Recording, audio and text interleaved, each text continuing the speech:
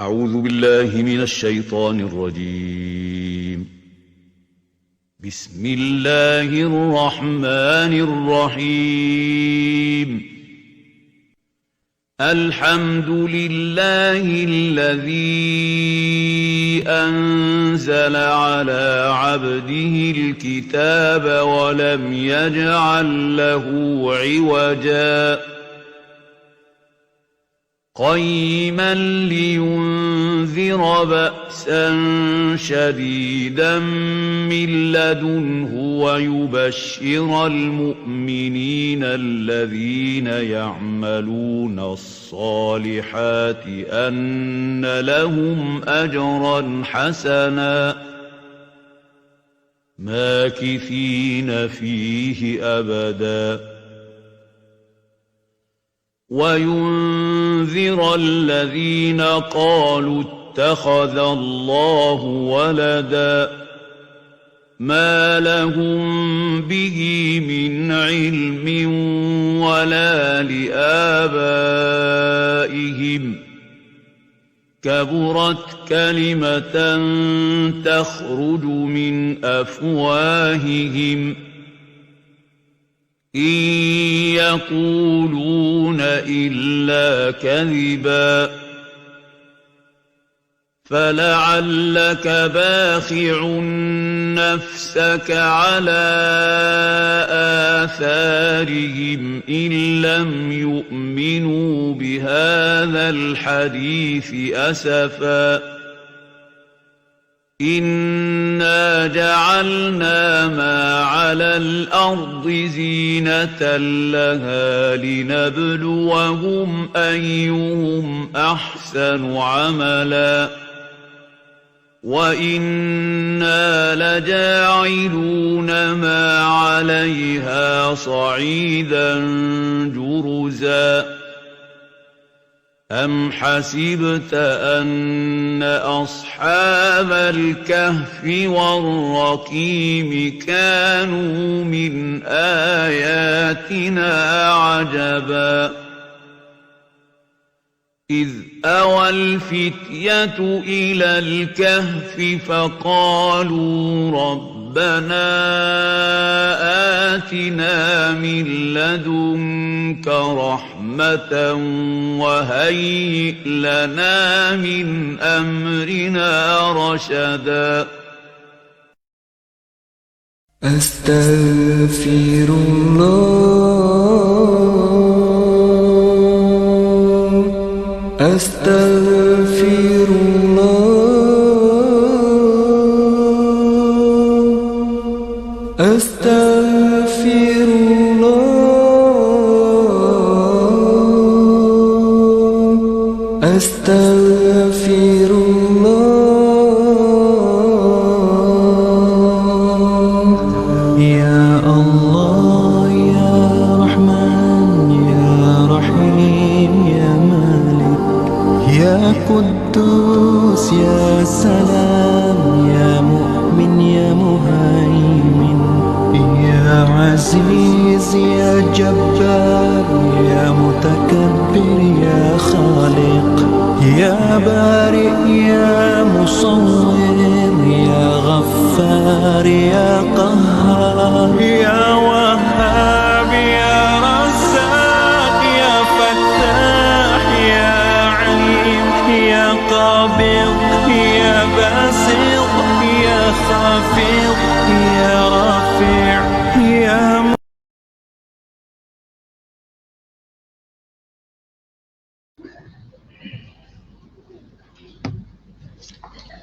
أعوذ بالله السميع العليم من الشيطان الرجيم.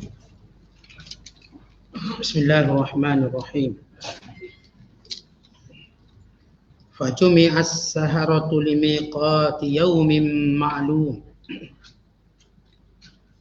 وقيل للناس هل أنتم مجتمعون لعلنا نتبع إن كانوا هم الغالبين. فلما جاء السحرة قالوا لفرعون أئن لنا لأجرا إن كنا نحن الغالبين. Qala na'am wa innakum idzan laminal muqarrabin.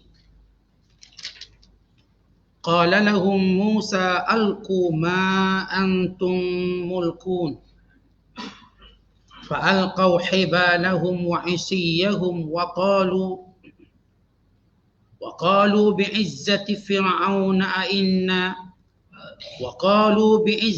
فرعون إنا لنحن الغالبون فألقى موسى عصاه فإذا هي تلقف ما يأفكون فألقي السحرة ساجدين قالوا آمنا برب العالمين رب موسى وهارون قال آمنتم له قبل أن آذن لكم إنه لكبيركم الذي علمكم السحر فلسوف تعلمون لأقطعن أيديكم وأرجلكم من خلاف ولأصلبنكم أجمعين قالوا لا ضير إنا إلى ربنا منقلبون إنا نطمع أن يغفر لنا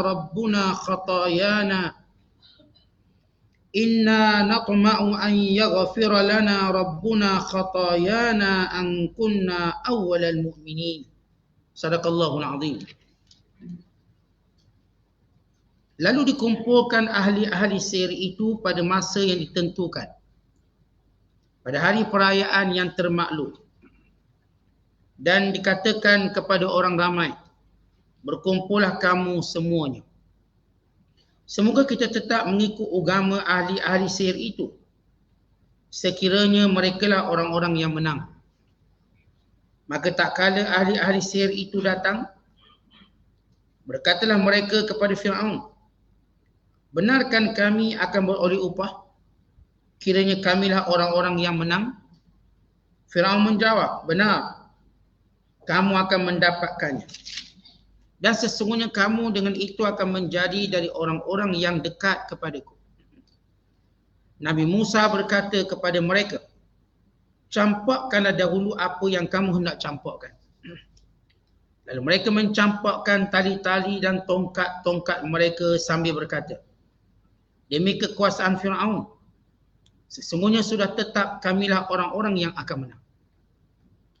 Kemudian Nabi Musa pula mencampakkan tongkatnya. Tiba-tiba tongkatnya itu menelan apa yang mereka pura-pura adakan dengan sihir mereka. Maka kemenangan Nabi Musa menjadikan ahli-ahli sihir itu segera merebahkan diri, sujud, sambil berkata, kami beriman kepada Tuhan sekalian alam, Tuhan Nabi Musa dan Nabi Harun. Firaun berkata, patutkah kamu beriman kepadanya sebelum aku izinkan kamu? Sesungguhnya dialah Musa ketua kamu yang mengajar kamu ilmu sihir. Oleh itu kamu akan mengetahui kelak akibatnya. Demi sesungguhnya aku akan memotong tangan dan kaki kamu dengan berselang. Kemudian aku akan memalang kamu semuanya. Mereka menjawab, ugutanmu itu tidaklah menjadi hal. Sesungguhnya kami tidak gentar, kerana kepada Tuhan kamilah kembalinya kami. Sesungguhnya kami sangat-sangat berharap supaya Tuhan kami mengampunkan dosa-dosa kami, kerana kamilah orang-orang yang mula-mula beriman dalam peristiwa ini. Selagi kita berada dalam penafsiran surah Asy-Syu'ara, surah yang ke-26 pada juzuk yang ke-19. Bermula daripada ayat yang ke-38 sehingga ayat 51. Ayat-ayat yang kita bacakan ini masih lagi menceritakan kisah Nabi Allah Musa AS dan Nabi Allah Harun beserta dengan Fir'aun dan para pemimpinnya serta pendukung-pendukung setelah ayat jelatanya. Kalau kita sebelum ini menyebut tentang dua episod yang terdahulu, itu episod pertama bagaimana Musa dan Harun bertemu dengan Fir'aun dan berlaku perdebatan secara verbal atau perkataan. Kemudian pada episod kedua kita menceritakan bagaimana Musa menzahirkan mukjizat berupa tongkat dan cahaya pada tangannya, yang berkesudahan dengan Firaun menuduh Nabi Allah Musa menggunakan sihir, dan berkesudahan dengan Firaun menerima cadangan para menteri kabinetnya supaya dihimpunkan segala ahli sihir yang pandai, yang bijak di seluruh pelosok negara Mesir bagi mengalahkan Musa dan memenangkan Firaun, bagi menjauhkan orang ramai daripada mengikut ajaran Nabi Allah Musa AS dan Harun dan kekal dalam agama Firaun. Kerana kemenangan ini ialah kemenangan yang akan menentukan naik dan turunnya urusan setiap seseorang. Artinya kalau Musa AS menang, maka kebenaran akan terselah. Segala kepalsuan yang dibina oleh Firaun selama ini, yang mengaku menjadi Tuhan, yang mengaku berkuasa, yang mengaku tidak terkalah, yang menghalalkan kuasa yang ada bagi menindas Bani Israel, semuanya akan lebur dan terjawab dalam satu waktu sahaja.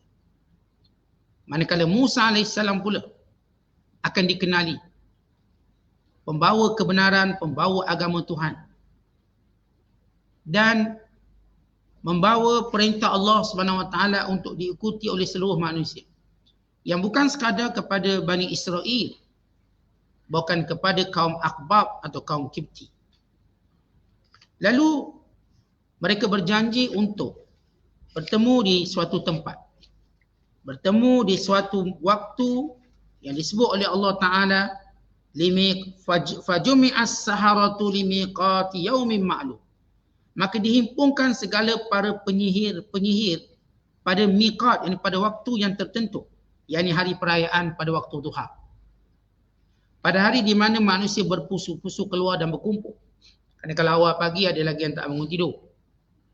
Maka datang waktu duha. Dan bila dipilihnya waktu duha dan pada hari yang tertentu, yakni hari perayaan, Musa AS memilih hari ini. Dan Firaun juga bersetuju memilih hari ini. Adapun Musa memilih hari ini kerana ia adalah hari yang mengumpulkan semua orang. Maka mudah dakwah Nabi Musa. Macam hari ini kita panggil viral. Kita bercakap sikit je orang viralkan semua. Habis. Manfaat ataupun kebaikan sampai. Firaun juga ingin berbuat demikian. Masing-masing menggunakan kuasa ramai ini. Jumlah yang ramai. Kerana kita tahu jumlah yang ramai sedikit sebanyak memberi kesan psikologi pada manusia. Firaun juga nak himpunkan orang ramai pada hari perayaan yang selalu Firaun sambut, yang akan menaikkan lagi reputasi Firaun, yang akan menaikkan lagi kedudukan Firaun di mata rakyatnya. Maka masing-masing memilih waktu ini, waktu popular. Maka Allah SWT menceritakan dihimpunkan segala penyihir. Berapakah jumlah penyihir? Para ulama sirah khususnya berselisih pandangan tentang jumlah ahli sihir. Tetapi mereka bersepakat ia satu jumlah yang ramai dan satu jumlah yang menghimpunkan ahli sihir yang muthaqqafah, yang bijak pandai. Bukan beginner.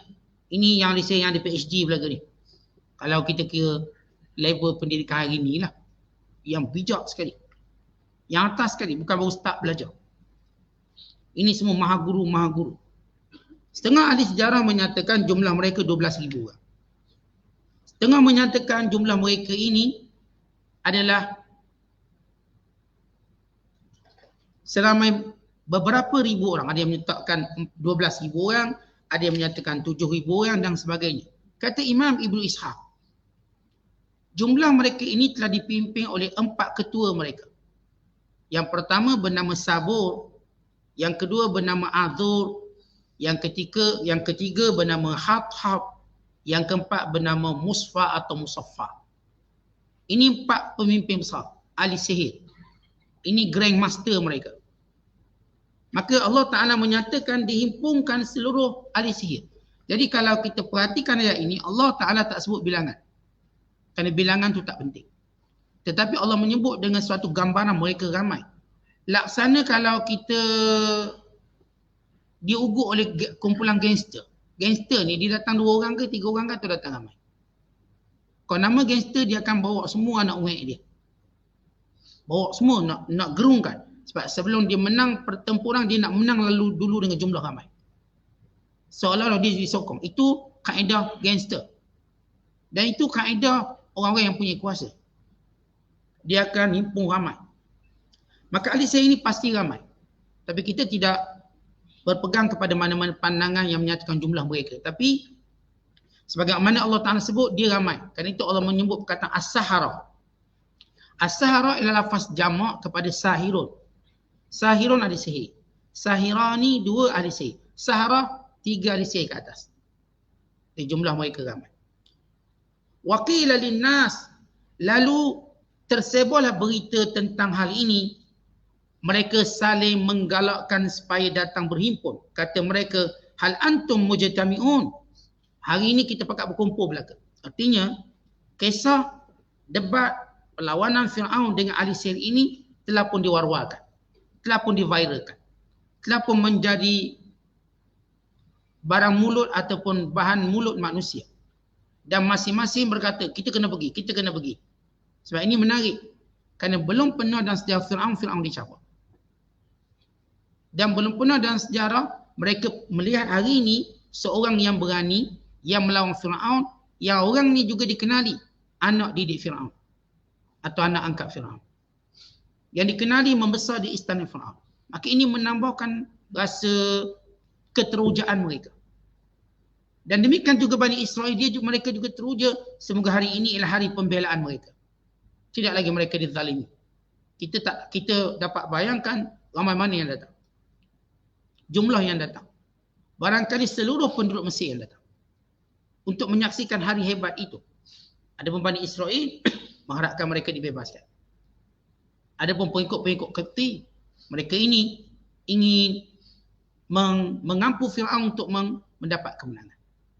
Adapun sebahagian mereka masih ingin melihat keterujaan mereka. Kerana ini umpama kita kata perlawanan antara ayah dan anak. Walaupun ia nak angkat Fir'aun. Tapi ini perlawanan yang menarik ramai orang untuk hati. Maka kata Allah, la'allana nattabi'us sahara. Waktu itu kebanyakan mereka berkeyakinan yang menang ialah Fir'aun. Yang menang ialah ahli sihir. Musa AS akan kalah. Sebab itu mereka berkata, la'allana, semoga kita akan ikut sahara, agama ahli penyihir yang menyokong Fir'aun. In kanu humul ghalibin, kalau mereka menang. Kalau kita menang hari ini, kerana kalau kita lihat dalam perangai manusia, bila masuk pertandingan ada yang overconfident akan menang. Terutamanya rekod mereka tak pernah kalah. Terutamanya mereka ada semua kelengkapan untuk menang. Dan mereka meyakini bahawa kemenangan berpihak pada Fir'aun. Falamma ja'a as-sahara, dan ketika mana semua ahli sihir ini datang berhimpun pada hari perayaan, pada waktu duha, di hadapan Fir'aun, qalu li Fir'aun, mereka berkata kepada Fir'aun. Yang dimaksudkan mereka ialah ketua-ketuanya sebagai wakil. Datang jumpa Fir'aun dan berkata, a'inna lana la ajran, apakah kami akan mendapat upah? In kunna nahnul ghalibin, kalau kami menang. Lihat, di sini dipanggil bawadir hazimah. Ketika mana ahli sihir nak berlawan dengan Nabi Musa, mereka telah tunjuk tanda-tanda kalah. Telah tunjuk tanda-tanda kalah. Manakala Musa AS dan Harun telah menunjukkan tanda-tanda menang. Dan kita akan lihat tanda-tanda kalah mereka. Supaya kita pun dalam hidup, barangkali kita akan berlawan dan sebagainya, maka perhatikan tanda-tanda kalah ini. Mungkin ada yang kita atau tidak. Dan perhatikan tanda-tanda menang. Dia ada tanda kalah, dia ada tanda menang. Baik, apabila ahli-ahli sihir berkata, meminta upah dengan Fir'aun. A'inna lana, apakah bagi kami? La ajran, ganjaran. Ganjaran berupa wang ringgit. In kunna nahnul ghalibin, kalau kami menang. Qala, Fir'aun kata, na'am, ya. Fir'aun menjanjikan 2. Fir'aun kata, wa innakum idzal laminal muqarrabin. Bukan sekadar kamu akan dapat uang yang banyak. Kamu menjadi orang yang berjawatan. Artinya, dalam buruan manusia untuk dunia, mereka nak wang ringgit dan mereka nak jawatan. Ini ialah 2 benda yang menjadi buruan semua ahli dunia. dan semua ahli taghut yang ahli sesat, dan semua orang-orang yang akan kalah. Siapa nak tahu dalam hidupnya dia kalah ataupun dia menang, kalau hidupnya memburu wang ringgit dan jawatan, itu ialah bawadirul hasimah, tanda-tanda kekalahan dalam hidup. Kita ajar anak kita ngaji tinggi-tinggi biar gaji besar, jawatan tinggi. Anak kalah lah anak kita. Ya, kita kena bersungguh-sungguh untuk buat ni, buat tu supaya kita dapat duit banyak, kemudian dapat kedudukan tinggi, dapat jadi itu dan ini. Itu tanda kalah. Siapapun dalam sejarah manusia, cita-citanya terbatas pada dua perkara ini. Wang ringgit dan pangkat, maka dia habis. Sebagaimana habisnya ahli sihir yang berkeyakinan untuk menang lawan dengan Musa. Tapi mereka dah tunjuk dua tanda awal. Ada lagi tanda lain. Dua tanda awal kalah. Dan sebagai pengajaran untuk kita. Kita pun ambil pengajaran ini sebab ayat-ayat Al-Quran walau bagaimanapun pengkisahan, penceritaan, perintah, larangan, dia berkait terus dengan kita. Sebab itu kita diminta tadabbur. Tadabbur itu bahagian kita dalam Quran. Walau Allah cerita Fir'aun, cerita Namrud, cerita sekian-sekian-sekian sebagai satu sejarah, fakta, pengajaran, tapi tadabbur itu milik kita semua. Sebab itu Allah menyeru semua orang, bila mana baca Quran, apa kata Allah? Afala yatadabbarunal Quran. Tak tadabbur ke Quran tu? Tadabbur menjadikan kita melihat setiap ayat-ayat yang kita baca kena dengan kita. Menasihati kita, mengancam kita, memberi khabar gembira pada kita atau apa sahaja. Dia direct dengan kita. Maka kita sebut tadi satu konklusi cepat. Siapa dalam hidup kerjanya cari duit banyak, cari jawatan tinggi, kamu sedang menempa jalan kekalahan dalam hidup. Supaya kita tahu jalan mana yang kita patut lalu sebenarnya. Bukan kita mengusir wang ringgit yang banyak, pangkat yang tinggi, tak ada masalah itu. Tapi itu bukan jadi matlamat.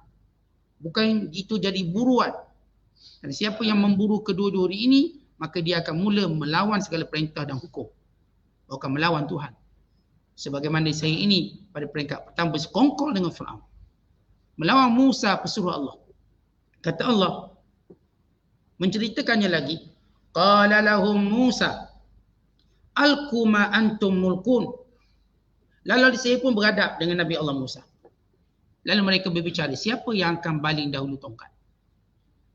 Kerana kaedah umpama setiap pertandingan dia ada kaedah pertandingan. Maka kaedah pertandingan sihir, masing-masing ahli sihir membawa tongkat dan tali.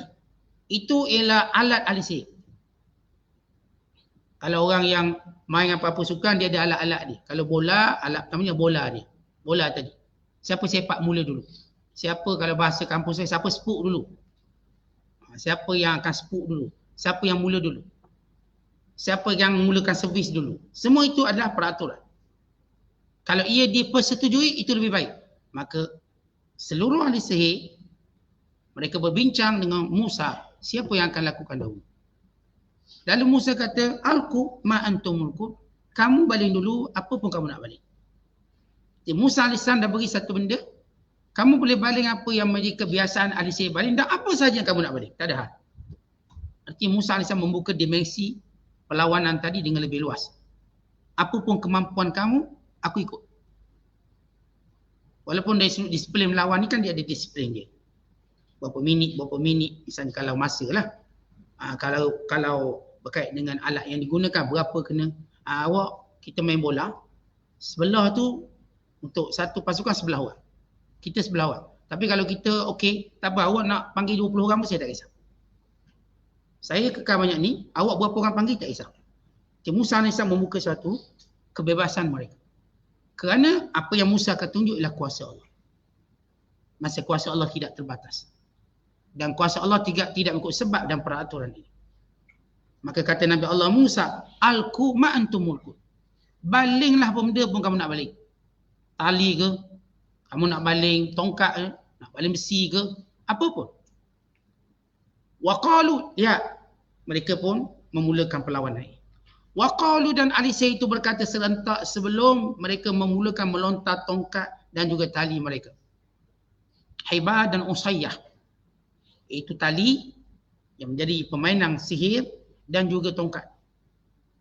Mereka berkata, bi'izzati Fir'aun, dengan kemuliaan Fir'aun, yani dengan keberkatan Fir'aun, dengan kita katakan laluan yang Firaun berikan dengan kemuliaan Firaun, baik ini bawadir, ini tanda kalah yang ketiga.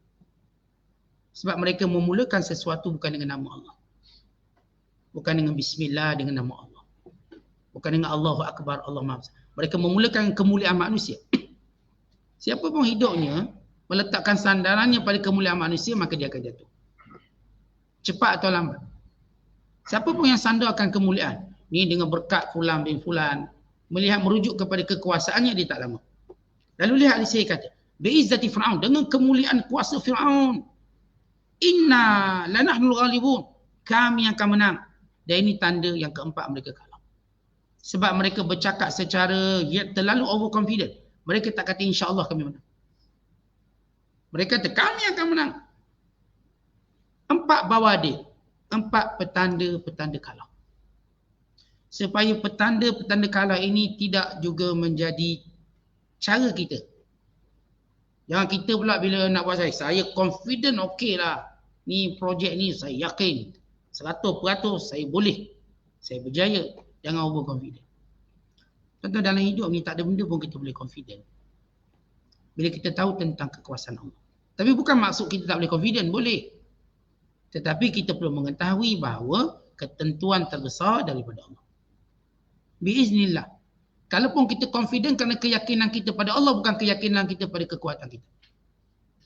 Umpamanya bila pernah berlaku satu peperangan di Ain Jalut. Ain Jalut peperangan yang menyaksikan orang Islam menang mengalahkan tentera Tatar dan Mongol. Sebelum ini Tatar dan Mongol tak pernah dikalahkan oleh mana-mana empire, mana-mana kuasa. Akhirnya bertembung dengan kuasa orang Islam di satu tempat peperangan nama Ain Jalut di Mesir. Ketika itu tentera Islam diketuai oleh para alim ulama. Salah seorang berkata kepada mereka, kita akan menang. Dan salah seorang ulama menegur yang berkata, katakan insya-Allah. Maka dijawab balik, ini bukan tentang insya-Allah. Ini kerana yakin dengan janji Allah. Yakin dengan janji Allah. Dia panggil tahaqquqan. Jadi kalau memang kita adabnya bercakap insya-Allah. Insya-Allah, insya-Allah satu adab nak bercakap. Tapi kalau kita bercakap dengan nada confident, tetapi confident kita kerana yakin dengan janji Allah, maka itu tak ada masalah. Yakin pada janji Allah tadi. Tapi sebab insya-Allah tak yakin, yakin juga. Tapi dia ada level-level dia. Sebab bila kita nampak janji Allah, siapa pun yang menolong agama Allah akan ditolong. Kita akan menang. Yakin. Sebab ini yakinnya Nabi SAW waktu menyebut umat Islam akan menang. Apapun keadaan, orang Islam akan menang. Orang Islam tak akan kalah. Datanglah mana pun orang menentang Islam, memadamkan cara Islam, mereka akan pergi menemui Allah. Islam kekal berkembang. Datanglah pada penghina, pada mulhidah, pada murtadin, orang murtad, orang yang suka menghina Islam dari dalam.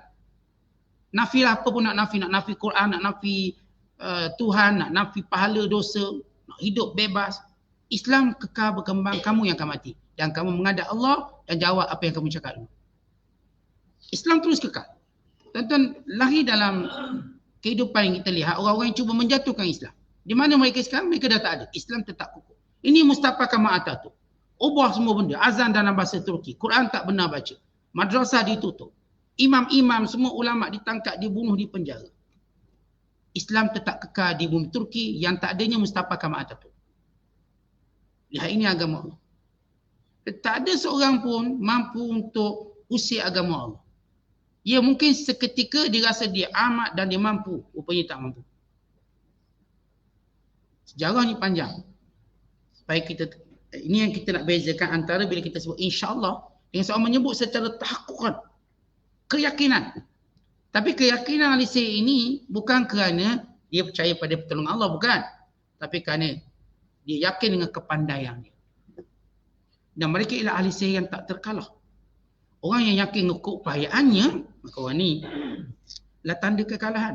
Siapa pun yang sombong, dia sedang menuruni tangga-tangga kekalahannya. Siapa pun yang sombong dalam hidup ni, kita cakap sombong, tak kira cakap sebab apa.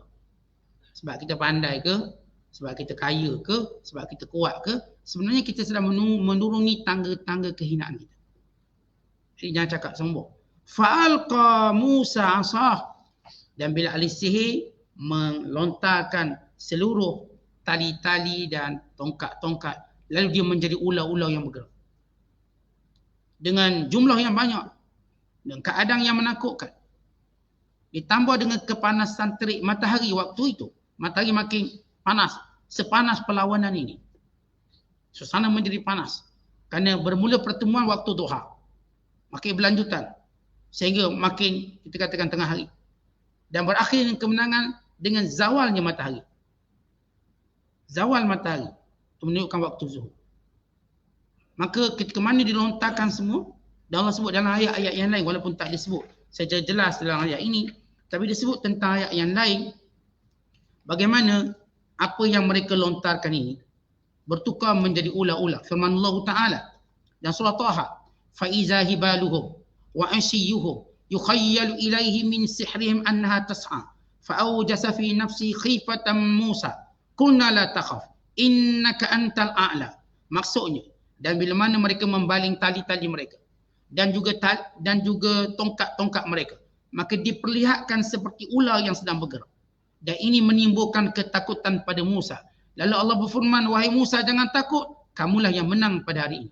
Dan ayat yang lain Allah berfirman, falamma alqaw saharu a'yunan nas wastarhabuhum waja'u bisihrin azim. Bila mana mereka membaling tongkat-tongkat dan tali mereka, mereka menjadikan mata manusia terpana, tersihir dan menakut-nakutkan. Dan mereka telah membawa satu bentuk sihir yang dahsyat. Kata Allah, ja'u bisihrin azim. Ni sihir dahsyat. Sihir paling dahsyat, sihir yang dibawa oleh ahli sihir Fir'aun. Tentang sekian sifat sihir, apa beza sihir dengan mukjizat? Mukjizat menggembirakan orang beriman dan menggentarkan orang-orang kufur, orang-orang yang jahat. Manakala sihir dia menakutkan semua orang, tetapi tidak orang beriman. Sifat sihir dia akan menakutkan orang, jadi trauma. Kerana itu sifat sihir. Mukjizat tidak. Mukjizat sifatnya menguatkan iman dan sifatnya mengalahkan ahli sihir. Maka itu perbezaannya. Kemudian Allah Ta'ala cerita, fa'alqa Musa asa, lalu Musa melontarkan tongkatnya. Fa'idha hiya, tiba-tiba tongkat itu dengan segera. Talqafu, menelan. Kataan laqah, telan. Ma ya'fikun, apa yang mereka lontarkan. Ini apa yang mereka bohongi manusia dengan sihir mereka. Bukan sekadar yang ditelan tongkat dan tali, ditelan bersama kepalsuan dan kesombongan mereka. Ular Nabi Allah Musa AS bukan sekadar telang tongkat, bukan sekadar telang tali, bukan menelang ilmu batin mereka, menelang kesombongan mereka, bukan menelang keegoan Fir'aun sekali. Sebab semua benda kat situ, sombongnya pada sihir dan ego Fir'aun juga pada sihir tadi, maka kesemuanya ditelan yang menjadikan kemenangan yang begitu jelas. Ini satu kemenangan yang jelas. Bagaimana Allah Ta'ala sebut dalam Al-Quran, fawaqa'al haq wa batala ma kanu ya'malun. Maka terangkatlah kebenaran, hancurlah segala kebatilan yang mereka reka-rekakan, yang mereka ada-adakan. Sebab kebenaran ni bukan diada-adakan, dia turun dari Allah. Al-haqqu min rabbik. Tapi kepalsuan ini benda yang diada-adakan, yang dikreatkan, ditakwilkan. Sifat benar ni tuan-tuan, dia macam matahari, macam bulan. Dia turun terang benderang, tak perlu ubah apa-apa. Kerana jelasnya kebenaran. Sifat kebatilan tadi, benda ni benda direka. Direka cara ni, sebab itu dia akan ada kontra dia. Lihat agama-agama yang direka oleh manusia, ada kontra dia. Perlawanan antara satu sama lain, sebab benda reka. Bukan benda yang turun dari langit. Kebenaran diturun dari langit. Kebenaran bukan benda yang diciptakan. Ya, benda yang sudah hadir. Asli. Kebatilan ialah bukan benda asli. Benda yang disebut tasannu', direka-reka, dicipta. Maka pasti kelemahannya ketara. Namun kebatilan, maka Allah Ta'ala menceritakan, fa'ulqiyas saharatu sajidin. Tercampur seluruh ahli sihir dalam keadaan sujud. Ulqiyah dalam bahasa Melayu kita, artinya jatuh tercampur. Ulqiyah, dibalingkan benda itu. Tuan-tuan, kita kalau terkejut, tuan-tuan pegang satu benda. Tiba-tiba terkejut, tercampur tak benda kat tangan? Orang coket, kita belakang sikit. Jatuh. Kita punya terkejut, jatuh semua. Walau handphone tu baru beli, jatuh. Sebab terkejut. Ahli sihir bila melihat keadaan itu, mereka terkejut. bagaimana ular Musa yang hebat, yang berupa mukjizat, menelan segala sihir yang mereka usahakan puluhan tahun, yang warisi daripada nenek moyang mereka. Ini ilmu warisan, ilmu asli, resepi nenek moyang, resepi sihirnya. Pasti tak dapat ditandingi. Tiba-tiba dikejutkan dengan satu tongkat yang dibalingkan oleh Musa AS. Ada setengah ulama lain menyatakan Nabi Allah Harun juga mempunyai tongkat dan beliau juga membalingnya. Tapi yang benarnya tongkat itu khusus kepada Musa AS. Musa membalingnya dan menelan semuanya, menjadikan kedahsyatan dan kejutan besar pada ahli sihir. Lalu mereka tercampak sujud. Dia tercampak sujud. Umpama kita, tuan-tuan, bila kita dapat satu nikmat yang kita tak sangka, tercampak sujud syukur kita. Allah terus, subhanallah. Kita pun sujud syukur. Benda itu spontan. Dia kerana rasa dahsyat tadi. Kehebatan tadi. Lalu mereka dengan perkataan keinsafan, perkataan yang kita katakan kerana melihat kebenaran, amanna bi rabbil alamin. Kami beriman dengan Tuhan sekalian alam. Aneh, ahli sihir ini tidak kata kami beriman dengan Musa. Tapi kami beriman dengan Tuhan sekalian alam.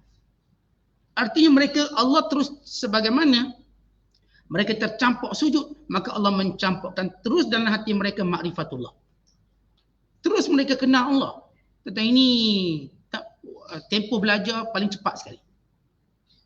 Belajar tu dapat ilmu makrifat. Ni kita mengajar 40 kali tidur, tak dapat lagi makrifat. Masih merangkak lagi, tak kenal lagi. Ni bila Allah nak beri, dalam satu tempoh sekejap, dia bukan dapat ilmu biasa, terus makrifat. Terus kenal Allah. Patutnya kita kata riki-riki dengan Musa dulu. Sembang-sembang Musa. Lepas ni kita jumpa Musa lah. Buat kelas duha ke kelas apa. Tak ada, dia direct sujud. Dan berkata, kami beriman dengan Tuhan sekalian alam. Kemudian dia sebut, Rabbi Musa wa Harun. Itu Tuhan Musa dan Harun. Untuk menunjukkan semua para Nabi, mereka bukan mengajar manusia untuk menyembah mereka, tapi menyembah Allah. Bukan untuk memuji mereka, tapi memuji Allah. Bukan bertasbih untuk mereka, tapi bertasbih untuk Allah. Memberikan hak Allah terlebih dahulu, barulah memberikan hak Nabi-Nabi. Kita, apapun hak pertama, yang kita kena beri hak Allah. Kemudian barulah kepada hak para Nabi. Jadi kalau kita sebagai orang Islam, hak pertama hak Allah, kemudian hak Nabi SAW. Itu hak yang perlu kita ketahui. Qala, Fir'aun kata, amantum lahu, kamu beriman dengannya. Baik, Fir'aun tak kata amantum bihi, kamu beriman dengan Musa. Tapi kamu beriman lahu bagi Musa, bagi apa yang diseru oleh Musa. Masuk. Ini dalam penggunaan huruf ataupun penggunaan kita katakan dhamir dalam bahasa Arab dan huruf jar, dia ada makna tersendiri. Sebab itu perlu mendalami dalam makna bahasa Arab. Dia tak sebut qala amantum bihi, aku beriman dengannya Musa. Tapi amantum lahu, kamu beriman dengan apa yang dibawa oleh Musa? Li risalah allati ta'ti bihal Musa, dengan risalah yang dibawa oleh Musa. Qabla an adzanakum, sebelum aku beri tauliah kamu untuk beriman. Artinya Fir'aun kata, apa pun nak buat ikut kebenaran aku. Kamu beriman sebelum aku benarkan. Fir'aun marah. Kerana orang ni wakil Fir'aun. Kalah pula, dah lah kalah. Tiba beriman, Fir'aun bela macam mana nak reka hujah baru untuk menolak Musa. Yang sepatutnya dia cuma bertembung dengan Musa, kali ini dia bertembung dengan orang kepercayaannya ahli sihir. Yang memang disokong, yang memang dijanjikan dengan pelbagai janjinya. Tiba-tiba yang disokongnya ini berarah ke arah ataupun beralih arah kepada Musa AS. Maka dia terpukul keras. Lalu Fir'aun kata, kamu beriman dengan apa yang dibawa oleh Musa dan Harun sebelum aku izinkan. Innahu, memang dia ini, yakni Musa, lakabirukumul ladzi, inilah grandmaster kamu yang ajar kamu sihir. Allamakumus sihir, yang ajar sihir. Fala sawfa ta'lamun, kamu akan tahu akibat hukuman. Baik, bila Fir'aun kata, Musa ni datuk guru kamu, maka setiap kali Fir'aun bawa hujah, dia akan tunjuk kebodohan dia. Sebab itu, sebagaimana dikatakan, orang yang ada kuasa, bila dia nak kukuhkan kuasanya, apa yang dicakap tadi menunjukkan makin bodoh dan makin sombong. Akan nampak, jelas. Walhal, mereka tahu Musa tak pernah jumpa dengan ahli sihir. Seluruh rakyat tahu. Dan ini pertemuan kali pertama. Bagaimana tak pernah jumpa tiba-tiba Tok Guru? Bagaimana? Musa tidak mengenali ahli sihir tadi. Dan ahli sihir tidak mengenali Nabi Allah Musa hari itu. Tak ada kenal mengenal antara mereka. Tak ada ta'aruf. Tak ada bukti ada ambil gambar 2-3 keping ke sebelum tu. Tak ada. Sebagaimana hari ini. Kalau dalam hukum perundangan, kita belajar buat undang-undang. Kalau hakim pernah bertemu dengan orang tertuduh, ada bukti gambar, maka hakim kena tarik diri. Sebab dia berlaku, kita katakan pertentangan kepentingan. Kait kepentingan dia. Tapi kalau hakim ni tak pernah jumpa dengan pesalah ini, maka tak boleh kata hakim ini ada hubungan dengan dia. Musa AS tak pernah jumpa dengan ahli sihir. Semua diketahui oleh semua. Firaun pun tahu. Tapi macam saya katakan, kebatilan tu direka-reka. Reka nampak mula-mula macam cantik, tapi akan nampak kelompangan dia. Orang mereka-reka kesesatan orang, orang yang mereka-reka untuk fitnah orang, yang dia reka ni takkan kuat. Dia umpama dia sedang menyulam, kita kata bukti-bukti umpama sarang laba-laba. Walau nampak cantik, nampak besar, namanya sarang laba-laba. Ditiup angin seketika, habis semuanya. Ini umpama kamathalil ankabut, macam laba-laba yang membina rumah palsu. Ini orang yang mereka kepalsuan. Lalu apa kata lagi Firaun? Ugut. Kamu akan tahu apa yang aku buat. La uqatti'anna aydiyakum, akan kupotong tangan-tangan kamu. Wa arjulakum, kaki-kaki kamu. Min khilafin, secara bersilang. Lepas tangan kaki bersilang. Supaya menimbulkan penyiksaan. Firaun kata, aku sendiri yang uruskan. Tak marahnya dia. Walau sallibannakum, dan aku akan memalang kamu semua. Menjadi pengajaran pada semua orang, jangan lawan aku. Firaun mengugut dengan kuasa dia. Dengan membunuh. Berapa ramai Firaun nak bunuh orang? Dan berapa lama dia boleh bunuh orang? Kita baca dalam sejarah diktator, dia sentiasa menggunakan kuasa untuk membunuh orang, memenjarakan orang. Tetapi sampai bila dia nak bunuh orang, nak penjarakan orang, kelak dia pula yang akan dibunuh dan dipenjarakan. Itu kesedaran semua ahli diktator. Yang waktu berkuasa rasa boleh bunuh semua orang. Atas sampai peringkat dia pun kata boleh bunuh Tuhan. Sebenarnya kisah Firaun yang cuba untuk berlawan dengan Tuhan. Supaya dibina menara tinggi, nak lawan dengan Tuhan. Dipanahnya dari bawah, dipanahnya daripada menara. Untuk dia rasa dia menang lawan Tuhan. Sebagaimana orang-orang ini juga berkeinginan untuk lawan Tuhan, dek kesombongan dan kebodohannya. Maka Firaun tunjuk, aku boleh membunuh kamu semua. Qalu, lihat. Ketika mana Firaun mengugut dengan ancaman paling besar dalam ancaman Firaun. Sebab Firaun kata, aku akan bunuh kamu dengan potong tangan dulu, kemudian potong kaki, kemudian potong tangan, kemudian potong kaki, kemudian aku salib sampai kau mati. Satu, kita katakan, kemuncak siksaan yang panjang. Kita lihat bagaimana ahli sihir, mereka menjawab dengan dua jawapan yang menjatuhkan Firaun. Mereka kata, qalu la dhaik, tak ada masalah. La dhaik, kami tak ada masalah apa. Kami dengan bahasa mudah, kami tak takut apa. Inna ila rabbina munqalibun, sebab semua kita ni akan kembali pada Tuhan. Kami akan kembali pada Tuhan. Kamu juga, hai Firaun, akan kembali pada Tuhan. Tuan-tuan, kesudahan semua orang cakap sombong, cakap besar, semua kembali pada Allah. Yang cuba tunjuk kuasa, yang cuba tunjuk itu, tunjuk ini, semua kita akan kembali pada Allah. Kalau hari ni kamu dengan ada kuasa nak zalimi kami, kamu juga akan kembali pada Allah. Kalau hari ini kamu dengan dengki, kamu mendengki kami, kamu semua dan kami semua akan kembali pada Allah. Inna ila rabbina munqalibun, balik ke Tuhan belaka kita ni. Kalau kita nak sombong ke orang, kita nak aniaya orang, semua kita balik jumpa Tuhan. Lagi apa Firaun nak kata bila dia jawab macam tu? Jawapan yang kedua, inna, dan kami ni wahai Firaun, natma'u an yaghfira lana, amat berharap Allah mengampunkan dosa kami. Khatayana, dosa kami sebab kami mengambil sikap melawan Musa pada permulaan. Bila kami tahu Musa benar, kami tak nak lawan. Tapi kami tetap ingat dosa kami. Siapapun, bila dia ikut kebenaran, antara tanda dia berada dalam kebenaran, maka dia tak lupa dosa yang dia lakukan. Antara tanda seorang itu akan istiqamah dalam kebenaran, dia sentiasa ingat dosa-dosa silam. Dia ingat. Dengan itu, dia akan terus menjadikan hidupnya, pengisiannya penuh dengan memohon ampunan pada Allah. Sehingga para ulama kata nak tahu orang tu benar-benar berada dalam petunjuk Allah, dia sentiasa mohon ampun pada Allah. Kerana seorang tidak akan disesatkan oleh Allah bagaimana dia memohon ampun pada Allah. Rahsia kita untuk terus kekal dalam petunjuk apa dia? Selain daripada kita buat taat, buat kebaikan itu dan ini, selain daripada kita doa, ialah kita sentiasa memohon ampun. Saya ingat rakaman terakhir Yusuf Qaradawi. Waktu mana seseorang daripada guru kami bertanya soalan. Hal anta mutahayyi' lil maut? Apakah kamu bersedia untuk mati? Tanya seseorang daripada guru kami, Salman Audah. Dr. Salman Audah. Apakah kamu bersedia untuk mati? Ketika itu Yusuf Qaradawi menangis. Menangis dan berkata, moga Allah ampunkan dosa saya. Dan ampunkan dosa kita semua. Moga Allah menerima kita semua. Maka dia menyebut tentang dosa.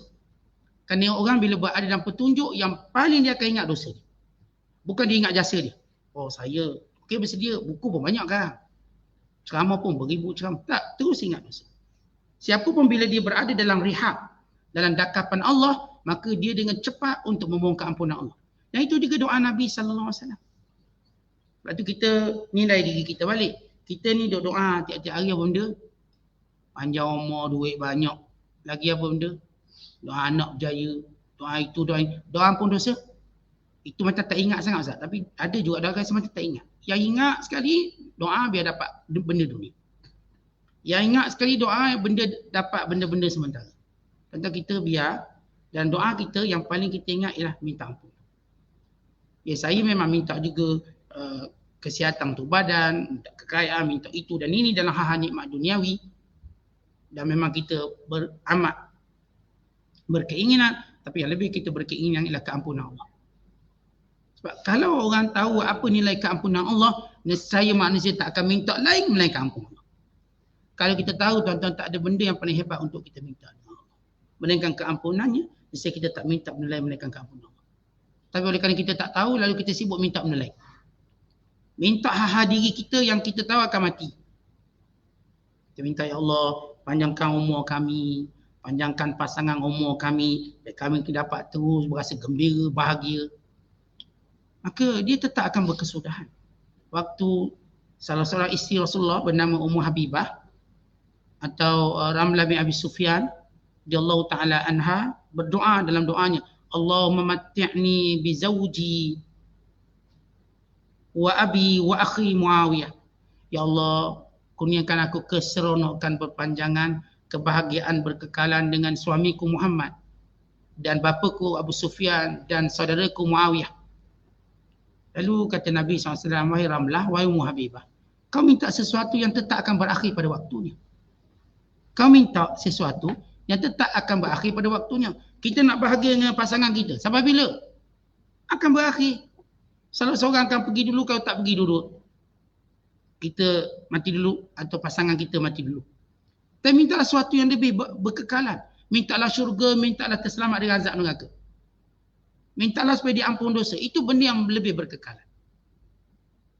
Bukan maksudnya saat saya doa boleh kita cerita tentang prioriti, keutamaan dan kesungguhan. Kita tentang aulawiyah, keutamaan dan kesungguhan. Kalau dalam banyak doa-doa yang kita doakan, kesungguhan kita pada doa apa? Kesungguhan kita. Sungguhan saya pada doa biar anak saya lulus periksa. Maka kita masih melihat dunia ini lebih besar daripada akhirat. Tapi kesungguhan kita pada dosa kita. Dosa kita banyak. Yang saya katakan, yang menghalang kita dapat banyak cita-cita kita dosa.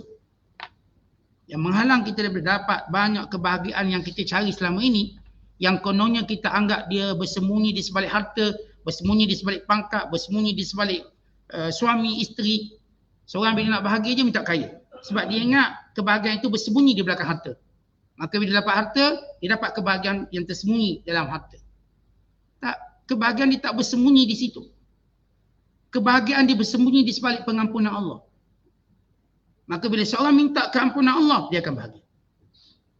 Seorang minta keampunan Allah dengan sungguh-sungguh, maka itulah menyebabkan dia bahagia dan dia berada dalam syurga dunia sebelum diambil, dibawa ke syurga akhirat.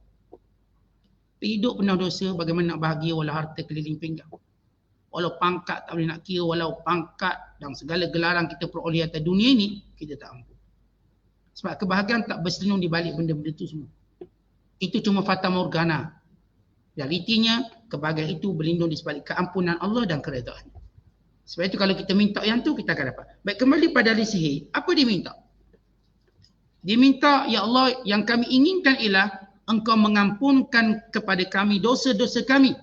Angkunna awal mu'minin, maka kami nak menjadi orang yang pertama beriman. Kata ini kemuliaan dia. Kemuliaan pertama ahli sihir yang beriman ini, daripada masuk sebagai ahli sihir, keluar sebagai wali Allah. Dia masuk pertandingan itu sebagai ahli sihir, dia keluar sebagai wali-wali Allah. Bagaimana ia berlaku dengan tempoh yang begitu sekejap? Yang saya sebut tadi, pengajian paling cepat, pengajian yang dilalui oleh ahli sihir. Mereka cuma belajar sekejap, lalu mereka terus mendapat makrifat dan mereka terus menjadi wali Allah, dan nama mereka dirakam dan cerita mereka dirakam dalam Al-Quran. Kita kehebatan mereka daripada penentang menjadi kekasih Allah. Lalu kata mereka, antara sebab kemuliaan mereka, angkunna awalal mu'minin, kami nak jadi orang pertama beriman. Di sini kelebihan, siapa pun yang pertama melakukan kebaikan, dia ada kredit di sisi Allah. Sebab tu kita tuan-tuan, dalam semua kebaikan kita nak jadi orang pertama. Bukan nak jadi orang beri alasan. Orang beri alasan disentiasa kemudian.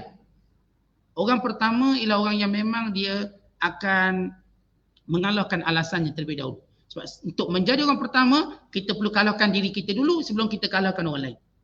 Ni diri kita yang bersarang, yang berlubuk macam-macam alasan. Dan macam-macam helah. Lawan dulu diri kita. Ibda' binafsik, mulakan dengan diri kita. Lepas kita dapat kalahkan diri kita, maka kita menjadi orang pertama. Solat depan sekali. Kalau kita katakan menuntut ilmu, kita orang depan sekali. Semua benda kita depan sekali. Sebab keutamaan yang kita sebut tadi, kredit kemuliaan. Bila setiap orang dia ada sifat untuk berada di kalangan yang awal dalam kebaikan. Sebab Allah ajar kita berlomba buat kebaikan. Allah ajar kita untuk kita menjadi orang yang sentiasa bersungguh-sungguh dalam buat kebaikan. Maka ini tanda keikhlasan ahli sihir. Dan ini ataupun sebab darjat ahli sihir itu diangkat. Dia sudah tidak lagi takut pada Firaun, dia cuma takutkan Allah, yang diharapkan ialah keampunan, dan dia ingin menjadi orang pertama tanpa ada orang boleh sekat. Orang pertama beriman dan berakhirlah kehidupan ahli sihir dengan syahid. Semua mereka dibunuh syahid. Dan mereka merupakan lambang kemuliaan dan lambang kepada kekalahan Firaun pada pusingan pertama. Sebelum Firaun kalah secara mutlak, dalam pusingan berikutnya akan kita cerita pada penafsiran akan datang, ditenggelamkan dalam laut. Wallahu a'lam. Assalamualaikum.